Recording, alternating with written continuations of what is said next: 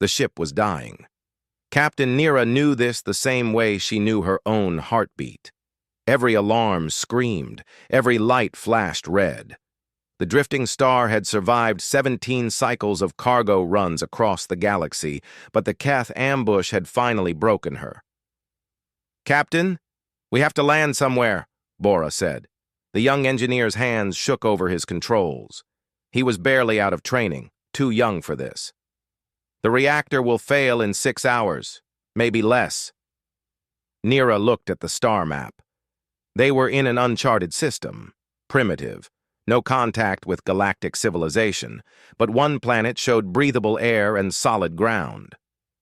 "There," she said, pointing to the blue and green world. "Take us down." "But Captain, the species there, they haven't even left their own planet yet." "They won't be able to help us." "Then we die in space or we die on solid ground. I choose ground." The drifting star fell through the atmosphere like a wounded bird. Nira fought the controls with everything she had. Behind her, Duri the medic strapped himself in and prayed to gods that probably couldn't hear him this far from home. They hit the mountains hard. Taiho was working late in his sister's repair shop when he heard the sound. It was like thunder, but wrong. Too long. Too close. He stepped outside and saw fire streaking across the night sky. "Yuna!" he called. "Come look at this!" His younger sister joined him at the door. They watched the fireball disappear behind the mountains, followed by a distant boom that shook the windows. "Plane crash?" Yuna asked. "Maybe. We should check." "Taiho?" "It's almost midnight." But he was already grabbing his toolbox and truck keys. Yuna sighed and followed him. She always did. Their father had raised them to help people in trouble, and old habits died hard. The drive took 30 minutes on bad mountain roads. They found the crash site by following the burning trees. What they saw made them stop the truck and stare. It was not a plane. The ship was unlike anything on Earth. Silver metal that seemed to flow like water. Strange symbols on the hull, and a hole in the side big enough to walk through with smoke pouring out. "We should call someone," Yuna whispered. "Who? The police? The army?" Taiho shook his head. "They'll turn this into a circus. Let's just see if anyone is alive first." He grabbed his toolbox and walked toward the ship. Yuna called him crazy but followed anyway. Inside, the ship was dark except for emergency lights. The air smelled like burned metal and something else, something not from Earth. They found the crew in what looked like a control room. 3 beings, humanoid but not human. Their skin was pale blue. Their eyes were too large, too dark.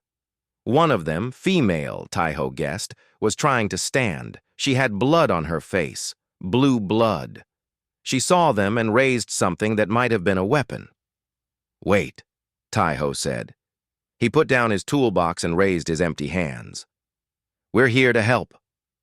The alien said something in a language that sounded like singing.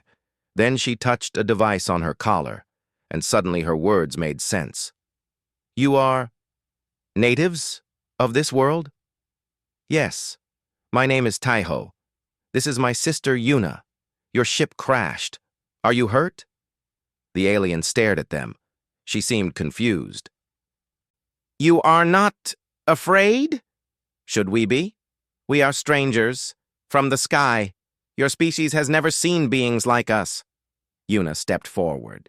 She had always been the brave one. "You're bleeding and your ship is broken. Being scared can wait. Are your friends alive?" The alien, Nira, she said her name was, seemed unable to process this, but she nodded slowly. "Bora has a broken arm. Duri is unconscious but breathing, and our ship—" She looked around at the damage. "Our ship is dying." Taiho picked up his toolbox. "Show me the problem." "You cannot help. Our technology is far beyond—" "Show me anyway." Nira led him deeper into the ship, to a room filled with machines he had never seen before. But machines were machines. They had parts. They had purposes. And right now, something was very wrong with the big, glowing thing in the center. Reactor core, Nira explained. The containment field is failing. When it fails completely, the core will... She made a gesture that clearly meant explosion. Taiho studied the reactor. He didn't understand the science, but he understood broken things. Cracks in the housing, loose connections, a piece of metal that had been pushed into the wrong place by the crash. "I need better light," he said, "and some tools from my truck. This might take a while." Nira stared at him. "You think you can fix it?" "I think I can try. But first," he looked at her injured face. "My sister should look at that cut. And when did you last eat?" "Eat? Food. When did you last have food?" Nira couldn't remember. The attack, the escape, the desperate flight. It had been days. "That's what I thought." Taiho pulled out his phone and called Yuna. "Bring the first aid kit, and stop at the convenience store. These people need to eat." 2 hours later, the scene in the crashed ship would have confused anyone watching. Yuna had bandaged Nira's head wound and set Bora's broken arm with supplies from the truck. Dory had woken up and was being checked for concussion, and all 3 aliens were eating instant ramyun noodles like they had never tasted anything so good. "This is remarkable," Nira said between bites. "What is this called?" "Ramyun. Cheap noodles. Nothing special. It is the best thing I have ever eaten." Meanwhile, Taiho was deep inside the reactor housing, covered in strange fluids and utterly focused. He had found the main problem, a cracked containment ring that was leaking energy. He couldn't truly fix it, but he could patch it. Buy them time. "The metal you need," Nira said, watching him work. "It must withstand extreme heat. We have nothing left that—" "What about this?" Taiho held up a piece of the ship's hull that had broken off in the crash. "That is exterior armor. It is not meant for—" "But it can handle heat?"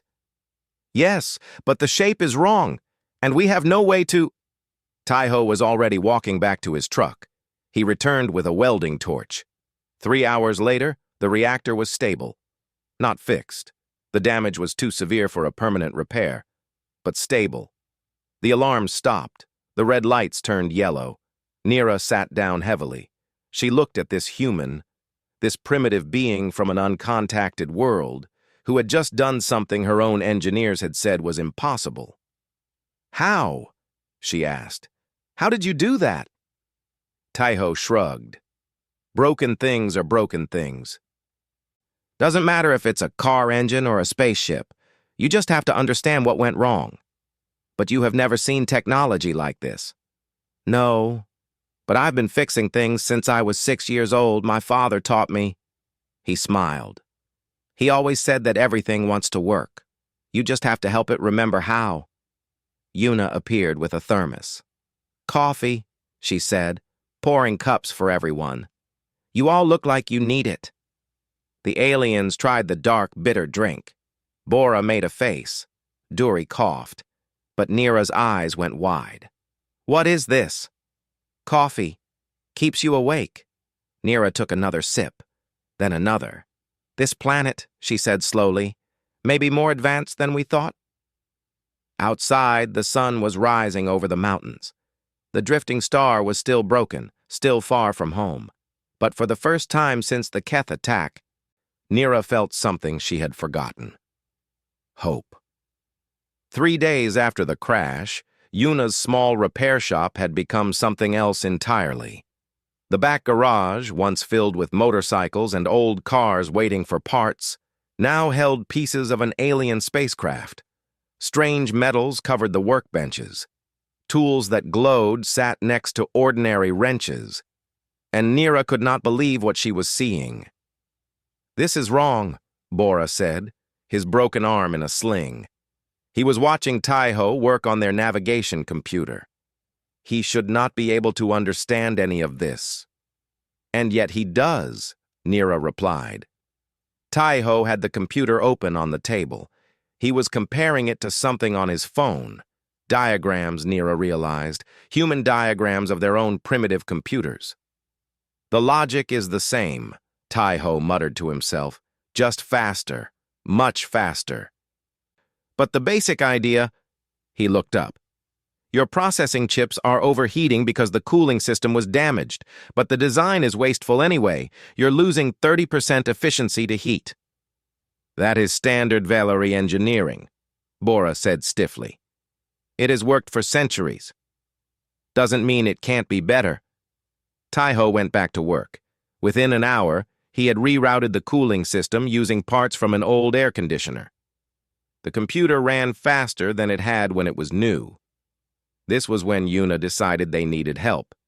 Not because the work was too hard, her brother could fix anything, she knew that, but because the scope of the project was too big for two people. I'm calling Jinho, she told Taiho. Are you sure? He spent 15 years in the Navy as an engineer. He's seen classified things. He can keep a secret. Jinho arrived that evening. He was a tall man in his 40s with gray in his hair and grease permanently under his fingernails. He worked at the Busan shipyard now, but Yuna knew he missed the excitement of his military days. He stood in the garage doorway and stared at the alien ship parts for a long moment. Well, he said finally, this is new. Nira tensed when she saw him. Another human. Another risk. But Jinho just walked over to the reactor components Taiho had removed, picked one up, and studied it with professional eyes. Fusion-based, he asked. How do you know that? Nira demanded. The containment structure. We've been trying to build something like this for decades. Never got it to work. He set the part down. Your design is elegant, but your power transfer system is a mess. You're losing half your output to resistance. Nira opened her mouth to argue, then closed it. He was right. The drifting star had always been inefficient. It was an old ship, built to old standards. Can you do better? She asked. Jinho smiled. Let me make some calls. The next day, a young woman arrived. Her name was Somin, and she was still in university, studying computer science. She had dark circles under her eyes from too many late nights and a coffee cup that never seemed to empty. Jinho said you have alien code that needs debugging, she said. Not debugging, Bora corrected. Our systems are perfectly... Show me, Bora showed her. Somin sat down, connected her laptop to the alien system using an adapter Taiho had built, and started reading the code. This is beautiful, she said after an hour. Completely different logic structure. But, she frowned. Why does this function call itself 8 times? Once would be enough. That is how Valari programming has always been done. That's not a reason. She started typing. Give me a day. I can make this run twice as fast. By the end of the week, the drifting star was in better condition than it had been in years. The reactor hummed with new efficiency. The navigation computer processed data faster than any Valari ship in the fleet. The hull patches Yuna had welded were somehow stronger than the original armor.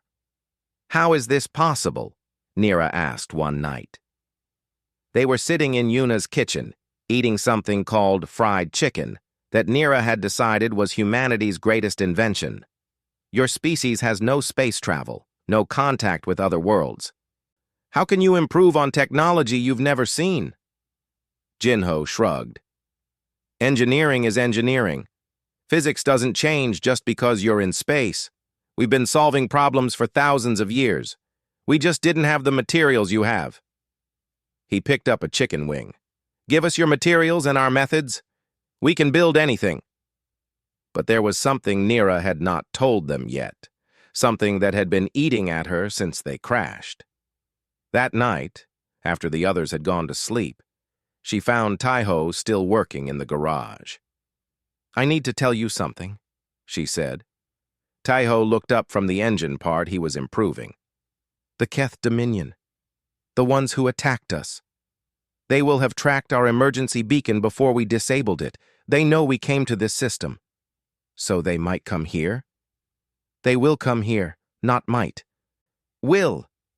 Nira's voice was heavy. The Keth are conquerors. When they find a primitive world with no defenses, they take it. They enslave the population or they destroy it. I have seen it happen to a dozen worlds. Taiho was quiet for a long moment. How long do we have?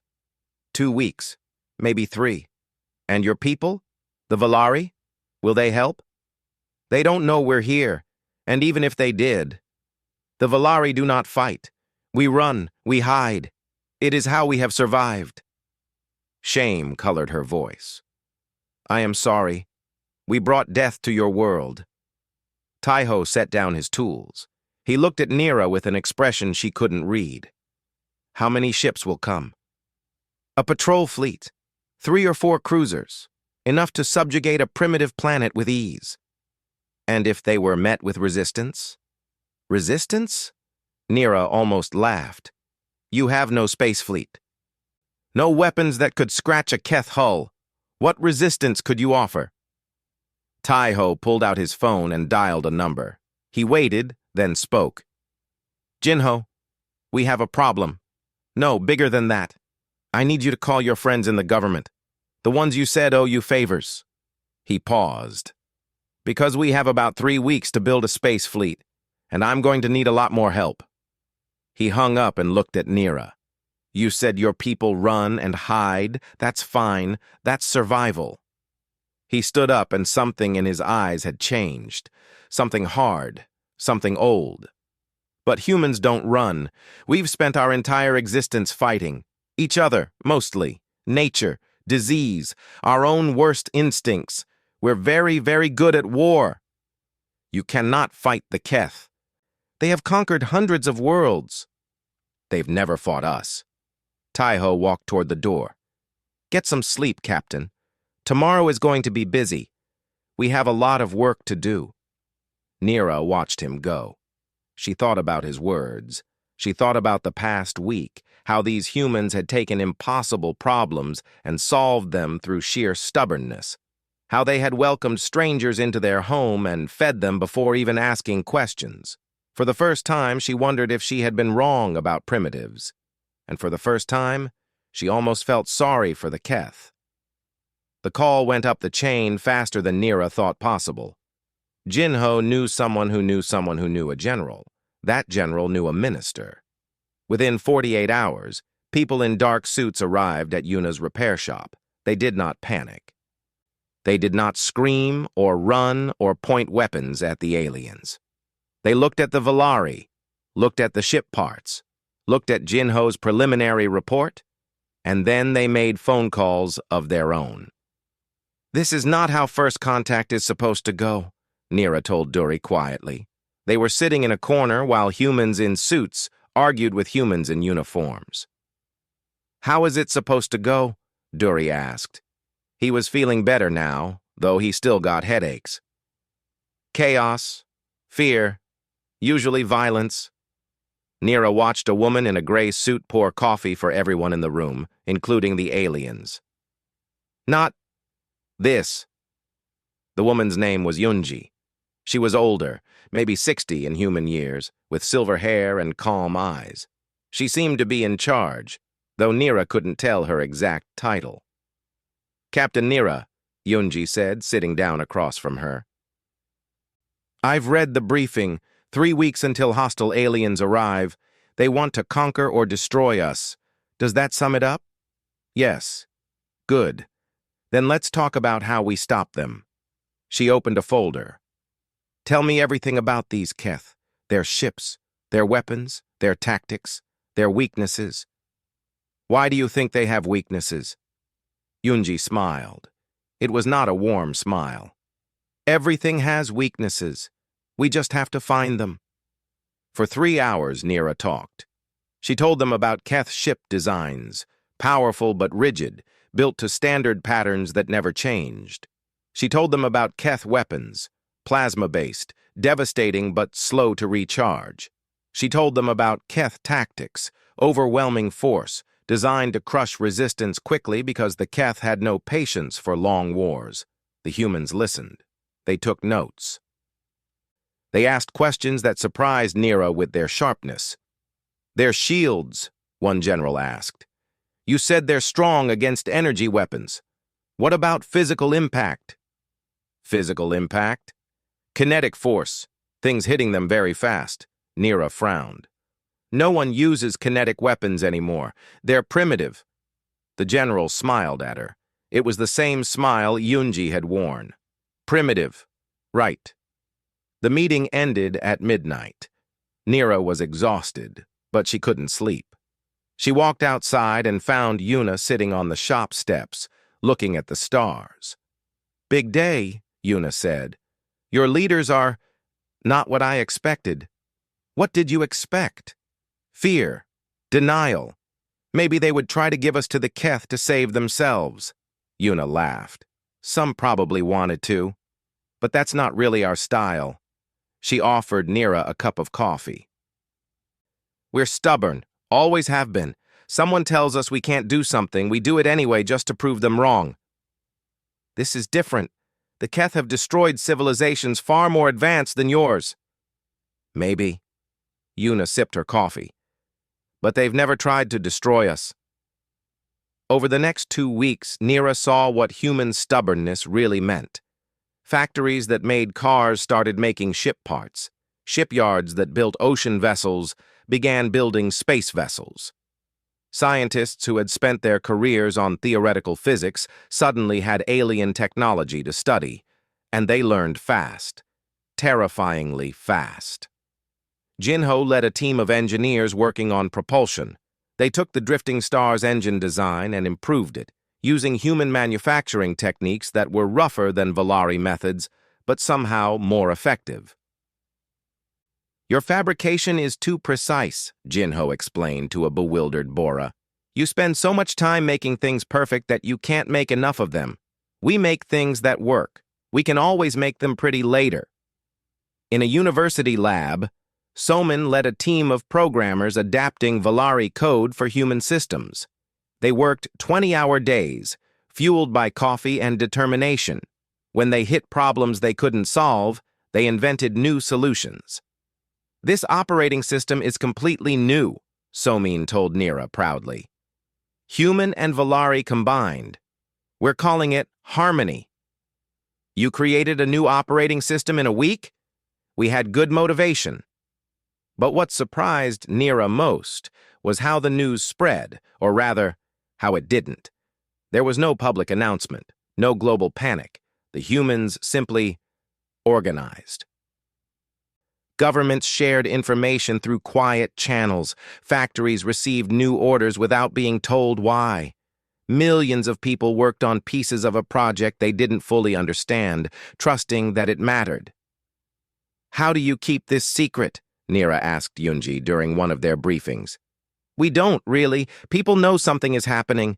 But humans are good at coming together when we face a threat. We've had practice." Yunji poured more coffee. She seemed to live on the stuff. 2 world wars, countless smaller ones, pandemics, natural disasters. When things get bad, we stop fighting each other and start fighting the problem. "And after the problem is solved?" Yunji's smile was sad. "Then we go back to fighting each other. We're not perfect. But for now, we have a common enemy." That's enough. The day before the Keth were expected to arrive, Nira was brought to a command center built into a mountain. Screens covered every wall, showing images from satellites and telescopes. And on those screens, she saw something that made her stop breathing. Ships, hundreds of ships, rising from oceans and deserts and hidden bases around the world. They were ugly, mismatched. Some were clearly modified submarines. Others looked like cargo containers with engines attached. They had none of the elegant lines of Valari or Keth vessels. But they were armed, and they were many. 237 combat-capable vessels, Yunji said, standing beside her. Another 100 support ships, more coming online every hour. "You built this in 3 weeks?" "We built what we could, adapted what we had." "Humans are good at improvising." Yunji handed her a tablet showing fleet statistics. "Our weapons are crude by your standards, missiles, railguns, nuclear warheads. But they work." Nira stared at the numbers. The Keth were bringing 4 cruisers, 4 cruisers had been enough to conquer entire star systems, but they had never faced anything like this. "There is something I don't understand," Nira said slowly. "You don't know us. We crashed on your world by accident. We brought this danger to you. Why are you fighting to protect us?" Yunji was quiet for a moment. Then she spoke. "Captain, you came to our world broken and hungry. The first humans you met fixed your ship and fed you. That's who we are. It doesn't matter where you're from or what you look like. You needed help. You're under our protection now." She looked at the screens showing the rising fleet. "And nobody threatens people under our protection. The Keth will not understand this. They will see your defense as a challenge." "Good." Yunji's voice was steel. "Let them come. Let them see what humans do when someone threatens our home." On the screens, more ships rose into the sky. The largest one, a converted aircraft carrier that now bristled with weapons, had been named Defiance. Nira looked at it and felt something she had not felt in a very long time. She felt like they might actually win. The Keth arrived at dawn, Earth time. 4 cruisers dropped out of faster-than-light travel at the edge of the solar system, exactly as Nira had predicted. Commander Veth stood on the bridge of his flagship and looked at the primitive blue planet on his screens. "Scan for the Velari ship," he ordered. "Found it, Commander. On the surface, 3rd continent." His sensor officer paused. "Sir, there are also other vessels in orbit around the planet." "Other vessels? The natives have no space capability." "I am reading over 200 ships, sir. Primitive construction, but armed." Veth laughed. He had conquered 30 worlds. He had never lost a battle. The idea that primitives could build a space fleet in weeks was absurd. "They must be civilian vessels, mining ships, satellites." He waved his hand dismissively. "Begin approach. Standard subjugation formation. We will demand their surrender. If they refuse, we burn their cities until they accept." The Keth fleet moved toward Earth. In the Mountain Command Center, Admiral Hyan watched the enemy approach. She was a small woman with short gray hair and a reputation for being absolutely calm under pressure. She had commanded naval vessels for 30 years. Now she commanded something else entirely. 4 cruisers, her tactical officer reported, matching the alien intelligence exactly. They're coming in standard formation. Flagship center, 3 escorts in triangle pattern. "Arrogant," Hyan observed. "They're not even running defensive scans. They don't expect resistance." "Why would they? They've never met resistance." Hyan smiled. "Then let's introduce ourselves." She opened a channel to the fleet. 237 ships waited in orbit behind the moon, hidden from Keth sensors. Every crew was at battle stations. Every weapon was armed. "All ships, this is Admiral Hyan. The enemy is approaching. Remember your training. Remember why we're fighting. These beings want to take our home.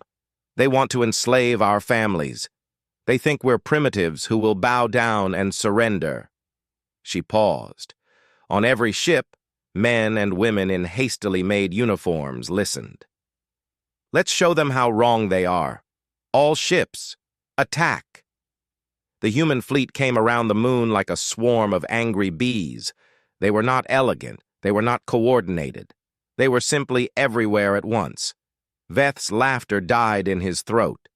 "What? Shields up! All ships, defensive positions!" Too late. The first wave of human missiles was already arriving. They were crude things, chemical rockets with nuclear warheads, the kind of weapons civilized species had abandoned thousands of years ago. Keth shields were designed to stop energy weapons, not physical impacts. The first cruiser's shields flickered under the bombardment. Then they failed. Then the ship exploded. "Impossible," Veth whispered. On the human ship Spite, Captain Dongwu watched the explosion with satisfaction. His ship had been a cargo vessel 3 weeks ago. Now it carried enough missiles to destroy a small moon. One down, he said. All ships. Focus fire on the second cruiser. Don't give them time to adapt. The Keth tried to fight back. Their plasma cannons fired, cutting through human ships like paper. 15 vessels died in the first exchange. Then 30, then 50. But more kept coming. They're not retreating, Veth's officer said, disbelief in his voice. We're destroying them. But they're not retreating. What kind of species doesn't retreat when they're losing? Humans, it turned out. Humans didn't retreat. Captain Dongwu's ship was hit. Half his crew was dead. His engines were failing. But the second Keth cruiser was right in front of him, its shields weakened by missile bombardment. Sir, we have to abandon ship, his first officer said. Get the crew to escape pods, Dongwu replied. I'm staying. Captain, that's an order. Dongwu aimed his dying ship at the enemy cruiser. Tell my wife I'm sorry I'll miss her birthday. He fired every remaining missile at point-blank range, then rammed his ship directly into the Keth cruiser's engine section. The explosion lit up the void. In the command center, Nira watched the battle with her hands pressed to her mouth. She had seen space combat before. But never like this. Never with such brutal, reckless, impossible courage. They're dying, she said. So many of them are dying. Yes, Yunji replied. Her voice was quiet but steady. They know. They chose to fight anyway. Why? They could have hidden. They could have surrendered. The Keth might have shown mercy. No, they wouldn't have. Yunji looked at the screens showing burning ships and dying crews. And even if they would, it doesn't matter. These people are fighting for their homes, their families, their planet. That's not something humans surrender. The third Keth cruiser fell to a coordinated railgun attack from 12 human ships.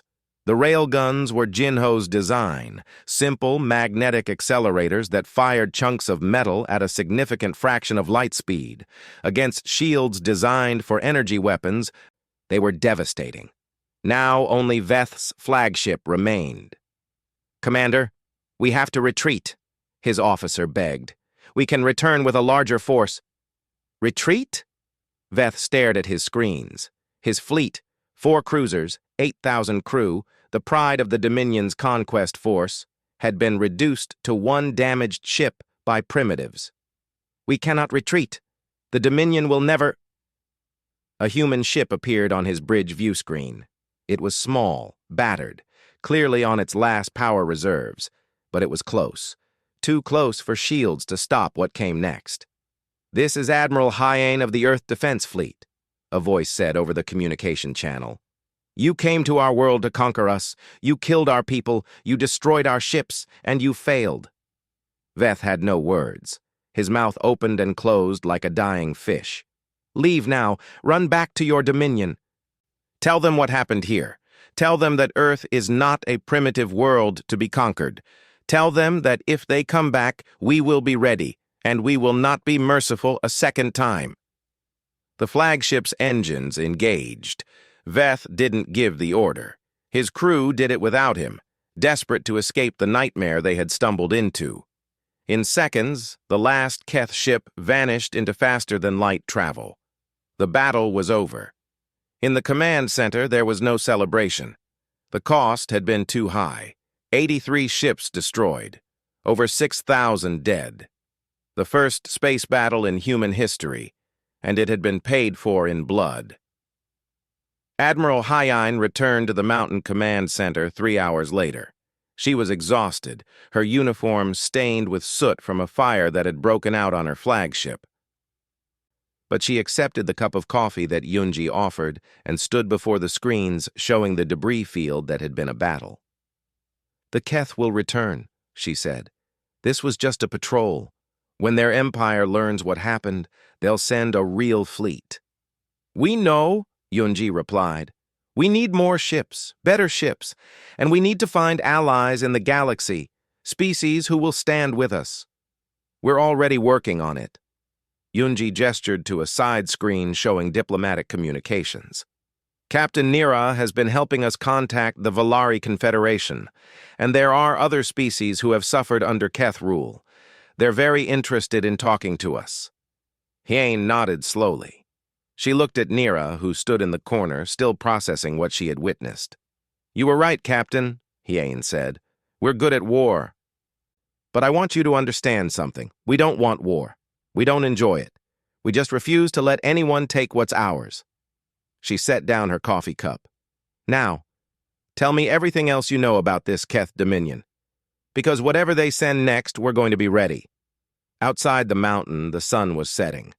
Somewhere in orbit, rescue ships searched for survivors among the debris. Somewhere on the surface, families received news that their loved ones weren't coming home. But Earth was still free, and humanity had announced itself to the galaxy in a way that no one would ever forget. The primitives had won. The Valari Confederation sent diplomats on the fastest ship they had. They arrived expecting to find their lost cargo crew dead and a primitive planet in ruins. Instead, they found Nira serving as Earth's first alien liaison officer, Duri running a clinic that treated both humans and Valari, and Bora enrolled in a human university, studying engineering alongside beings who had taught him more in 6 months than he had learned in years of Valari training. "I don't understand," the lead diplomat said, standing in the middle of Seoul and watching humans and aliens walk past each other on busy streets. "How is this possible? Your ship crashed here 7 months ago. Now this world has space travel, alien relations, and a military fleet that destroyed a Keth conquest force." "Humans are fast learners," Nira said. She was smiling. She smiled a lot these days. "Very fast." Other species came after the Valari, refugees fleeing Keth territory, drawn by rumors of a world that had done the impossible. Traders curious about the new power that had appeared from nowhere. Scientists who wanted to understand how a species with no space technology had built warships in weeks. Earth welcomed them all, not without problems, of course. There were protests, fear. Some humans wanted nothing to do with aliens and wanted to close their borders to the stars. But most people understood the truth. The universe had found Earth, whether they liked it or not. The only question was what they would do about it. The answer, as it turned out, was what humans always did. They adapted, they built, they prepared. New shipyards rose in orbit. Factories worked around the clock producing vessels of human-Valari hybrid design, rougher than pure Valari ships, but faster, tougher, and much easier to build in large numbers. Training academies opened for the new Space Defense Force. Thousands volunteered for service. The Keth Dominion noticed. Intelligence reports spoke of a massive fleet gathering at the edge of known space, the largest mobilization in Keth history. Earth was to be made an example, proof that no primitive world could stand against the Dominion's might. But Earth was not alone anymore. The Valari Confederation, inspired by human courage, voted to provide support. Ships, technology, and for the first time in their history, soldiers willing to fight alongside allies. Other species followed. The Noreen, a race of traders who had been paying tribute to the Keth for generations, offered their merchant fleet for conversion to military use. The Kayla, whose homeworld had been destroyed by the Keth a century ago, sent every warrior they had left. In the Mountain Command Center, Admiral Hyain looked at status reports showing a combined fleet of over 1,000 ships from 12 species. Human admirals worked alongside Valari strategists and Noreen logistics experts. It was chaotic, confused, and absolutely unprecedented. "We're not ready," her aide said nervously. "The fleet is barely organized. Half these species have never worked together before." "We'll never be completely ready," Hyain replied, "but we don't need to be perfect. We just need to be stubborn." She looked at the main screen showing the distant stars. "The Keth think this will be easy. They think they'll roll over us like they've rolled over everyone else. Let them think that. Surprise has always been our best weapon." Far from the command centers and war rooms, Yuna's repair shop still stood in its mountain valley. It had grown now, 3 buildings instead of 1, with a staff of 20 instead of just Yuna and Taiho. The sign out front had been updated. Yuna's repairs, Earth vehicles and spacecraft. All species welcome. On this particular evening, a late-night crew was working on a project that had nothing to do with the coming war. A young Valari trader had brought in a personal shuttle with engine trouble. The problem was simple, a worn bearing that any decent mechanic could replace. But the trader had no money, and most shops had turned her away. Yuna had not. "We can have it running by morning," she told the trader, a nervous female barely out of adolescence. "No charge?" "No charge?" The trader's eyes went wide. "But the parts alone—" "You needed help. That's enough." Yuna smiled and handed her a cup of coffee. "There's a cot in the back room if you want to sleep. We'll wake you when it's done." The trader stared at her. "Why are you like this? Your whole species? You fight like demons and then you help strangers for free. It makes no sense." "Maybe not," Yuna shrugged. "But it's who we are." In the main garage, Taiho was working alongside Jinho and a Valari engineer named Korra on something more ambitious. It was a new engine design, a fusion of human and alien technology that could theoretically double the range of current ships. They had been working on it for months, through failures and setbacks and long nights that blurred together. "This coil is wrong," Korra said, frowning at a component. "The energy flow is unstable." "What if we add a secondary channel?" Jinho suggested. "Bleed off the excess into a backup system. That would require redesigning the whole housing." "So we redesign the housing." Taiho picked up a wrench. "Problems are just solutions we haven't found yet." They worked through the night. Nira arrived around midnight, as she often did these days. She said she came to observe human engineering methods, but everyone knew she just liked the company. "The Keth fleet will arrive within the month," she told them during a coffee break. "The largest force they've ever assembled. Over 200 warships." "We know," Taiho said. He didn't look worried. None of them did. "You should be afraid." "Probably." Jinho sipped his coffee. "But fear doesn't fix engines. We'll deal with the Keth when they get here. Right now, we have work to do." Nira watched them return to their project. She thought about the day she had crashed on this world, broken and hopeless, expecting to die among primitives who couldn't possibly help her. Instead, she had found family. Not by blood. Something deeper. She had found beings who saw a stranger in need and offered food before asking questions, who looked at impossible problems and solved them through sheer refusal to accept defeat, who fought wars they couldn't win and won them anyway, then went back to fixing engines like nothing had happened.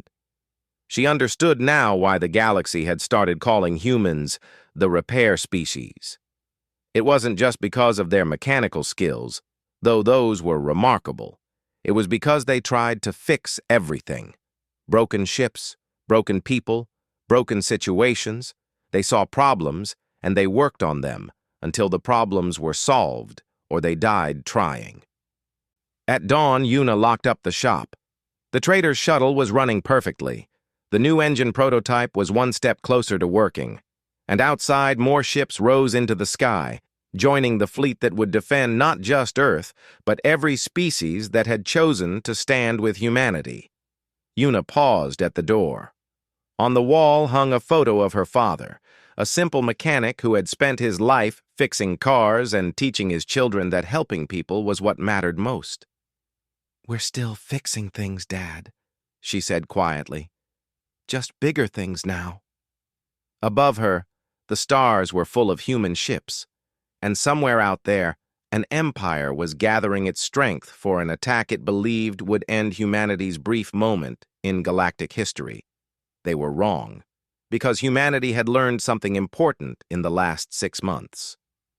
They weren't alone anymore. They had friends. They had allies. They had an entire garage full of people who believed that anything could be fixed if you worked hard enough and refused to give up. The Keth were coming. Earth was ready. And somewhere in a small mountain valley, a repair shop's lights glowed warm against the darkness, a beacon for anyone who needed help.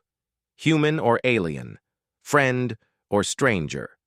All were welcome. All would be fed. And anyone who threatened them would learn what humans had taught the galaxy. You don't start fights with mechanics. They know exactly how things break, and they're not afraid to break you back.